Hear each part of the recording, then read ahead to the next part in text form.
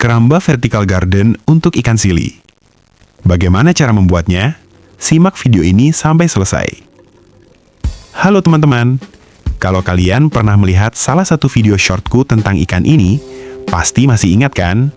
Yap, ini adalah ikan sili yang aku dapatkan dari sungai saat malam hari. Awalnya, aku pelihara ikan ini di akuarium. Adaptasinya cukup baik, makannya juga lahap. Tapi lama-kelamaan, ikan ini mulai merasa terancam. Penyebabnya bisa kalian lihat sendiri. Ada 2 lubang gua di tengah akuarium. Itu adalah sarang belut. Meski sudah aku beri makan, si belut ini sering mengejar ikan-ikan lain saat malam hari. Bahkan bisa kalian lihat di pojokan, salah satu ikan sili sampai mengubur diri. Memang itu sifat alami mereka. Saat stres atau merasa terancam, ikan sili akan mengubur diri di pasir. Sebenarnya kalau tetap dipelihara seperti ini masih bisa saja, tapi kasihan juga kalau setiap hari harus dikejar-kejar si belut. Karena itu, aku putuskan untuk membuatkan rumah baru yang bisa ditaruh di kolam, yaitu keramba vertical garden. Sebelum mulai membuat keramba, kita kasih makan belutnya dulu ya. Tuh, belutnya nyamperin cacing. Hap, langsung dimakan.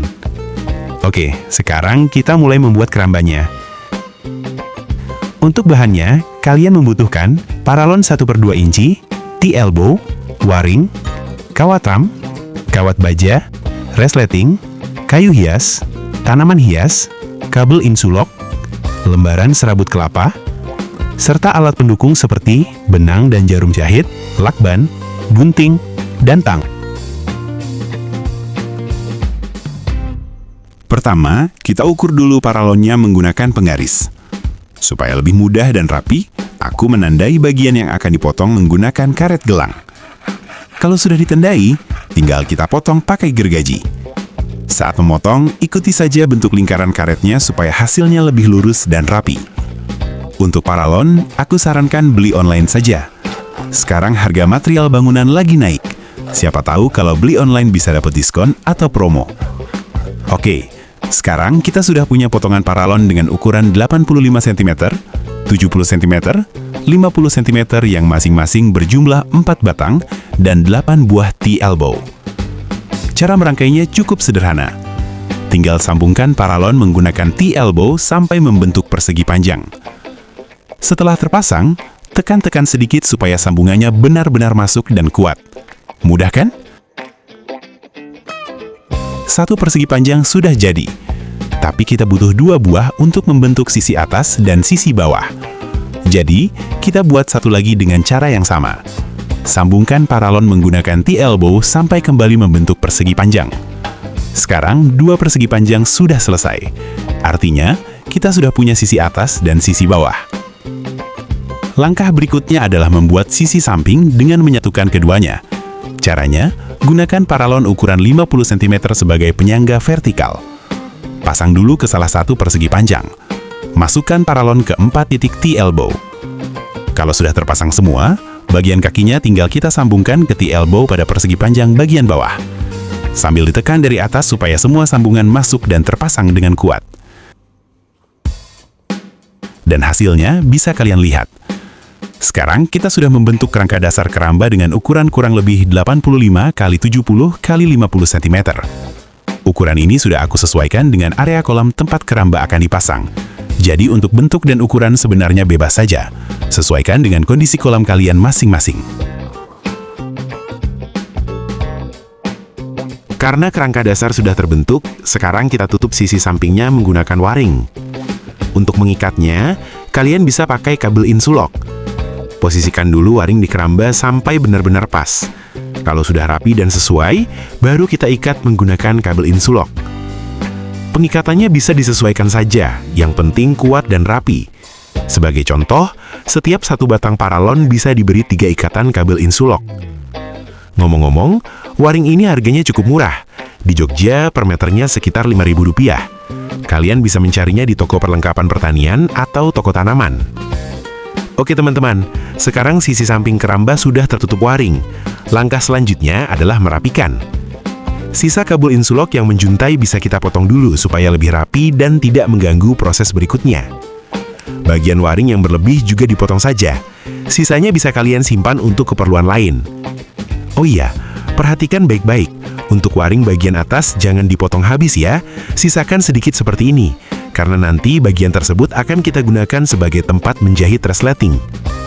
Bagian bekas potongan waring bisa kita jahit supaya lebih kuat. Pertama, buat jahitan kunci di awal, pastikan benar-benar kuat supaya tidak mudah lepas. Untuk teknik menjahit, bebas saja sesuai kemampuan kalian. Kalau aku caranya seperti ini. Ambil beberapa lubang waring dengan jarum, lalu tarik benangnya. Jangan langsung diteruskan. Buat lagi jahitan kunci seperti di awal supaya kuat. Baru lanjutkan jahitannya seperti sebelumnya. Dan ini hasilnya. Kedua sisi sudah diperkuat dengan jahitan. Sekarang terlihat jauh lebih rapi ya. Sudah tidak ada kabel yang menjuntai atau sisa waring yang berantakan. Sebelumnya, semua sisi keramba sudah tertutup dengan rapi, seperti yang bisa kalian lihat. Tapi, bagian dasarnya masih terbuka. Sekarang, kita akan membuat lantai dasar menggunakan kawat ram atau strimin. Pasang kawat ram di bagian bawah keramba. Posisikan dulu sampai benar-benar tepat dan sejajar dengan kerangka. Kalau sudah pas, potong setiap sudutnya seperti ini. Bagian yang berbentuk segitiga bisa dipotong agar kawat ram lebih mudah ditekuk mengikuti bentuk kerangka. Setelah semua sudut dipotong, tekuk kawat ram hingga membungkus bagian bawah keramba dengan rapi. Untuk merekatkannya, kalian bisa menggunakan kabel insulok. Ikat di beberapa titik penting, supaya penutup benar-benar menempel kuat dan tidak mudah lepas. Dan sekarang, bagian bawah keramba sudah tertutup dengan kawat ram. Kita cek dulu. Bisa kalian lihat, sudah terpasang rapat dan menempel dengan baik. Untuk membuat pintu, kalian membutuhkan kain resleting sepanjang 3,5 meter dan 2 kepala resleting. Bahannya bisa kalian dapatkan di toko jahit. Di sini aku menggunakan 2 kepala resleting supaya buka tutupnya bisa fleksibel dari berbagai arah. Pertama, buka dulu ujung kain resletingnya, lalu masukkan kepala resleting yang pertama. Kalau sudah terpasang, masukkan kepala resleting yang kedua dari ujung satunya. Sekarang, kita sudah punya resleting dengan 2 kepala. Langkah berikutnya adalah menjahit resleting ini ke bagian atas keramba. Teknik jahitannya masih sama seperti sebelumnya. Awali dengan jahitan kunci yang kuat supaya tidak mudah lepas. Kalau jahitan kuncinya sudah aman, lanjutkan menjahit hingga kain resleting merekat ke waring. Proses ini memang butuh kesabaran, karena menjahit cukup memakan waktu. Jadi santai saja, pelan-pelan tapi pasti. Hasilnya kurang lebih seperti ini. Resleting sudah terpasang di bagian atas. Sekarang, kita perlu membuat pembatas supaya kedua kepala resleting tidak saling bertemu. Caranya, manfaatkan sisa kain resleting. Potong sedikit, lalu jahitkan di titik yang ingin dijadikan pembatas. Tekniknya sederhana. Jahit melingkari bagian resleting, lalu kunci dengan jahitan kuat dari depan ke belakang. Karena kepala resletingnya ada 2, kita perlu membuat 2 pembatas. Buat satu lagi di sisi sebaliknya.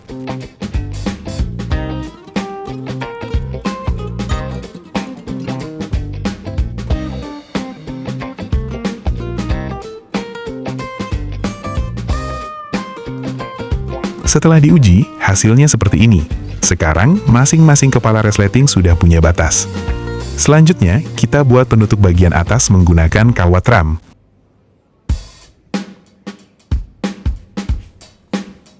Posisikan dulu kawat ram di atas keramba, lalu potong setiap sudutnya hingga membentuk segitiga, supaya nanti bisa ditekuk mengikuti bentuk rangka.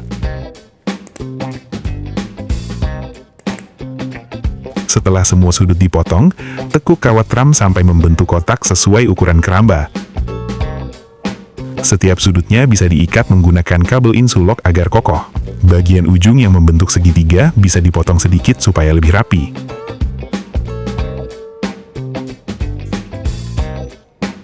Kalau sudah jadi, pasang penutup ini di atas keramba. Untuk menyatukannya dengan resleting, tinggal dijahit ke bagian atas. Teknik jahitannya sama seperti sebelumnya. Yang penting sabar. Kalau capek bisa lanjut besok.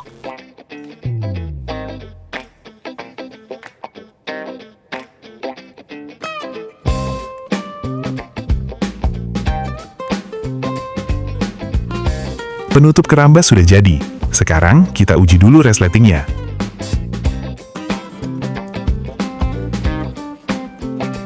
Seperti yang kalian lihat, resletingnya sudah berfungsi dengan baik. Tapi saat penutup diangkat, masih terasa terlalu lemas dan mudah menekuk.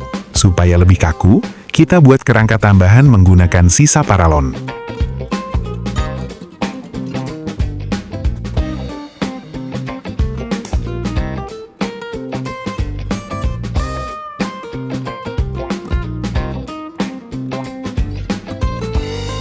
Potongan paralon kecil bisa dimanfaatkan sebagai penyambung. Masukkan potongan kecilnya, lalu sambungkan seperti ini.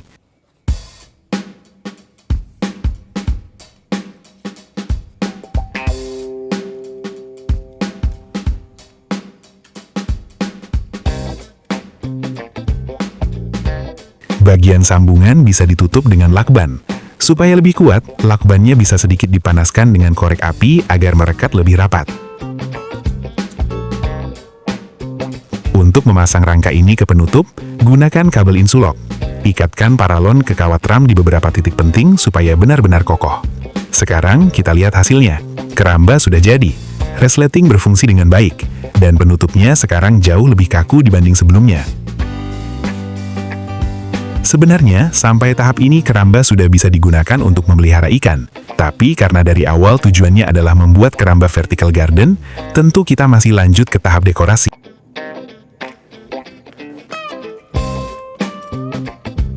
Ada satu proses yang tadi terlewat. Kita perlu membuat lubang kecil pada paralon supaya keramba bisa tenggelam. Seharusnya proses ini dilakukan sebelum pemasangan waring. Mohon dimaklumi ya. Supaya keramba bisa tenggelam, paralon harus dilubangi agar air bisa masuk. Di sini, aku menggunakan besi yang dibakar sampai panas untuk melubanginya. Tapi, kalau kalian punya bor, itu jauh lebih rapi dan aman. Lubangi bagian bawah paralon sebagai jalur masuk air. Lalu, buat juga lubang di bagian atas, supaya tidak ada udara yang terjebak di dalam pipa.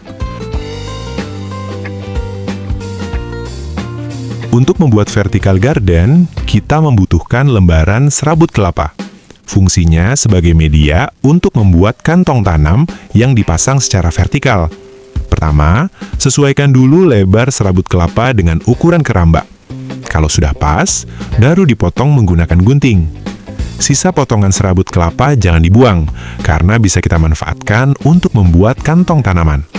Caranya cukup dijahit menjadi 3 kantong. Panjangnya bisa disesuaikan dengan kebutuhan dan tinggi keramba. Oh iya, sebenarnya media vertical garden tidak harus menggunakan serabut kelapa. Ada media lain yang lebih kuat dan tahan lama, biasanya berbentuk seperti karpet khusus vertical garden. Kalian bisa mencarinya di internet. Memang harganya lebih mahal dibanding serabut kelapa, tapi hasilnya biasanya lebih rapi dan awet. Kalau kantongnya sudah jadi, tinggal kita pasang ke keramba secara vertikal. Rekatkan menggunakan kabel insulok sampai benar-benar kuat dan tidak mudah lepas.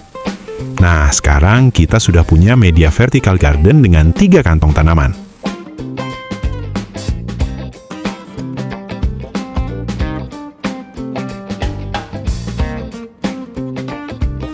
Selanjutnya, kita hias media vertikalnya dengan kayu. Untuk pola pemasangannya, bebas saja. Ikuti imajinasi dan selera kalian masing-masing. Karena kabel insulok yang aku punya ukurannya terlalu kecil, aku memasang kayunya menggunakan kawat baja. Caranya, lilitkan kawat dari depan ke belakang, lalu putar menggunakan tang sampai kencang dan kokoh. Kurang lebih hasilnya seperti ini. Kalau dilihat, kayunya membentuk seperti pohon yang tumbuh miring. Selain sebagai dekorasi, kayu ini juga berfungsi sebagai tempat menempelkan tanaman epifit. Di sini aku sudah menyiapkan 3 tanaman, Bromelia, Calicia repens, dan 1 tanaman lagi yang aku belum tahu namanya. Pertama, pukul-pukul pelan sisi pot supaya tanaman mudah keluar. Setelah itu, bersihkan akar dari tanah sampai cukup bersih. Kalau semuanya sudah siap, baru kita tanam di vertical garden. Untuk tanaman epifit seperti Bromelia, sebenarnya bisa dipasang tanpa tanah. Cukup ditempelkan ke kayu, lalu diikat menggunakan kabel insulok atau kawat baja. Yang penting jangan terlalu kencang, supaya tidak merusak atau mencekik batang tanaman.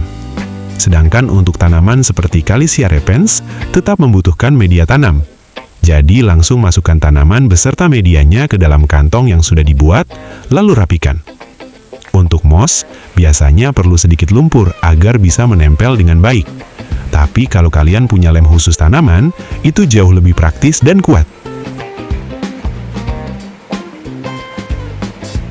Sekarang kita lihat hasilnya. Sudah terlihat lebih hidup kan? Kalau masih terasa kurang ramai, kalian bisa menambahkan tanaman liar dari sekitar kebun atau sungai, seperti pakis, moss, atau tanaman kecil lainnya. Yuk, sekarang kita pindahkan ke kolam. Mohon maaf kalau kameranya kurang fokus, karena ini sambil gotong keramba.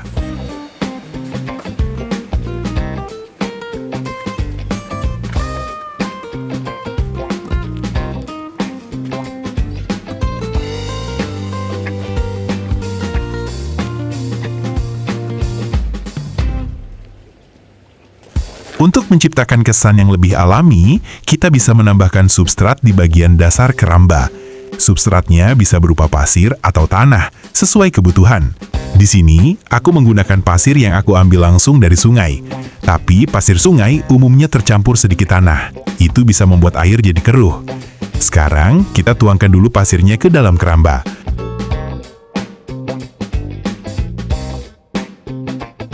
Setelah dituangkan, airnya jadi terlihat keruh. Maka dari itu, kita tunggu dulu sampai airnya kembali jernih. Kalau sudah jernih, barulah kita lanjut ke proses berikutnya.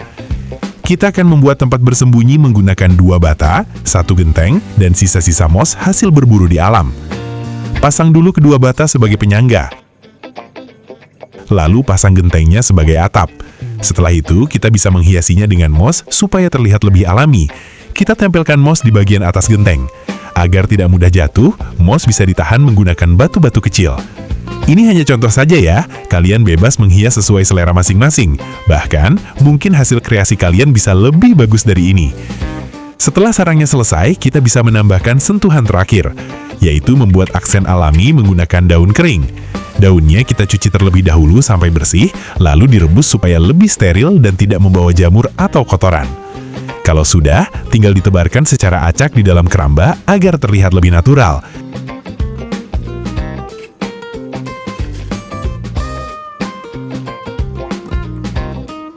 Untuk daun yang belum tenggelam, bisa kita siasati dengan cara dikumpulkan, lalu ditimpa menggunakan batu kecil. Kalau sudah, tinggal ditunggu sampai pagi.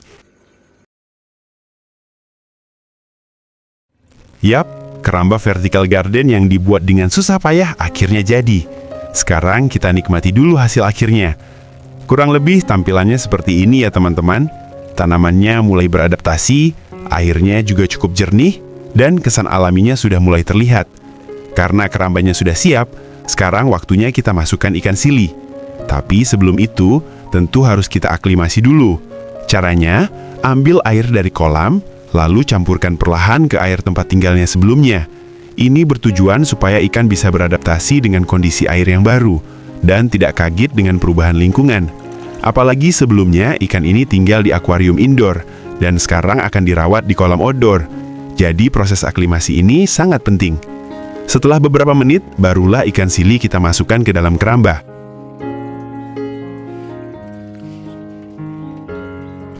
Selamat datang di rumah baru ya. Semoga betah dan tidak merasa terintimidasi belut lagi.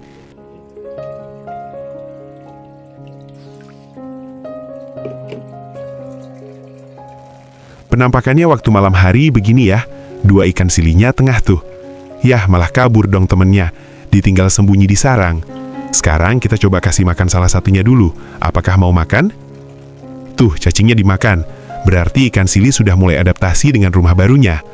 Baik teman-teman, mungkin itu saja untuk video kali ini. Terima kasih banyak sudah menonton sampai akhir. Mohon maaf jika masih ada kekurangan baik dari segi penyampaian maupun proses pembuatannya. Semoga ide sederhana yang aku bagikan ini bisa menginspirasi kalian. Dan semoga ilmu yang kita pelajari bersama hari ini bisa mengalir, bermanfaat. Sampai ketemu di konten lainnya.